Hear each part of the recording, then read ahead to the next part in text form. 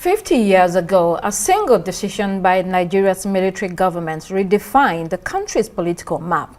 On February 3, 1976, the military head of state, General Murtala Mohammed, announced the creation of 7 new states, expanding Nigeria from 12 to 19 states.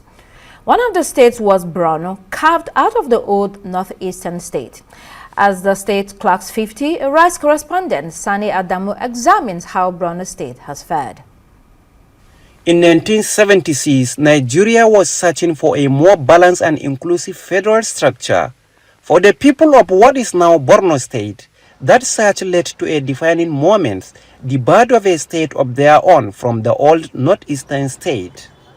Military head of state, General Murtala Muhammad, on 3rd February that year announced the creation of 7 new states, Bauchi, Benue, Borno, Imo, Niger, Ogun and Ondo. One official recounts the history of that era and expectations of the people. The state government, with headquarters in Maiduguri, continues to govern the large swathes of land to the 7 local government areas. And so far, all the nooks and corners of Borno State, which comprises of 8 emirates, continue to feel the impact of the state government in terms of governance. Many say the move was to bring government closer to the people, reduce administrative pressure on large regions, and address long-standing demands for representation. For Borno, it means emerging from the vast northeastern state, a region that once stretched across several of today's states. I say Borno has come of age from 1976 to date. It's a long journey, but in historical terms, it's a short one in the sense that it took Americans over 200 years to be where they are. Nigeria is just 60 years old, and in 60 years you can see the kind of development that we are experiencing in Borno State. If not for the insurgency, it would have been mini Dubai now. But nevertheless, the insurgency is coming to an end, and in the coming months and years, Borno will spring better. With statehood came a distinct political identity. Maiduguri became the administrative capital, and Borno began to chart its own course in governance, traditional institutions, and development priorities. The creation of Borno also strengthened the role of the Shehu of Borno, reinforcing the state's historical and cultural heritage within Nigeria's federal system. Having out of the 27 local governments, 16 local governments are under my emirate. Only 11 local governments were left for the other 7 areas.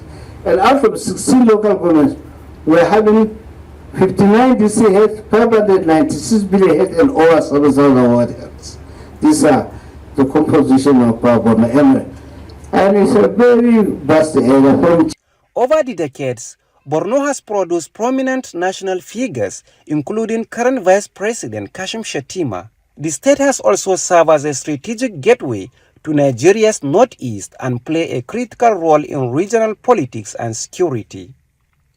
Even as the state faces contemporary challenges, including insurgency and post-conflict reconstruction, its existence as a distinct political entity remains rooted in that 1976 decision, with many residents reliving memories of the past. For many in Borno, the creation of the state was more than a boundary adjustment. It was a statement of belonging and recognition. Nearly 5 decades later, that decision continued to shape the state's governance, identity, and role within the Nigerian Federation.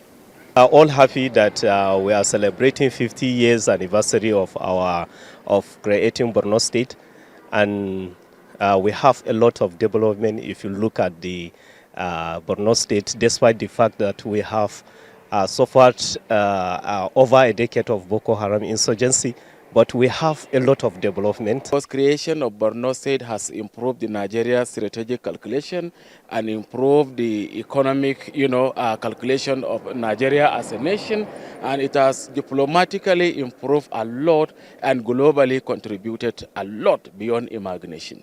The 1976 creation remains one of the most consequential restructuring exercises in Nigeria's history. For Borno, It marked the beginning of a journey, one that continues to define its place in the nation today.